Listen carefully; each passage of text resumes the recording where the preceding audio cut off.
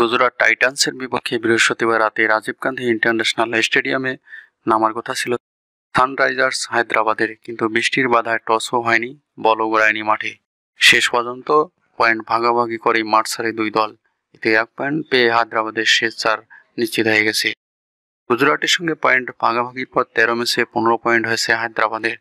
তৃতীয় স্থানে আছে তারা। পঞ্চম স্থানে থাকা দিল্লি ক্যাপিটালসের পয়েন্ট 14 ম্যাচে 14, আর কোনো ম্যাচ নেই তাদের। ষষ্ঠ ও সপ্তম স্থানে থাকা রয়্যাল চ্যালেঞ্জার্স বেঙ্গালুরু আর লখনৌ সুপার জায়ান্টসের পয়েন্ট 12 করে হলেও হায়দ্রাবাদকে ছাড়িয়ে যাওয়ার কোনো সুযোগ নেই। তাদের হাতে একটি করে ম্যাচই আছে। কলকাতা ও রাজস্থান আগেই নিশ্চিত করেছে শেষ 4। চতুর্থ জায়গাটির জন্য এখন লড়াই করবে চেন্নাই, বেঙ্গালুরু ও লখনৌ। 13 ম্যাচে 14 পয়েন্ট নিয়ে এই মুহূর্তে চতুর্থ স্থানে আছে চেন্নাই।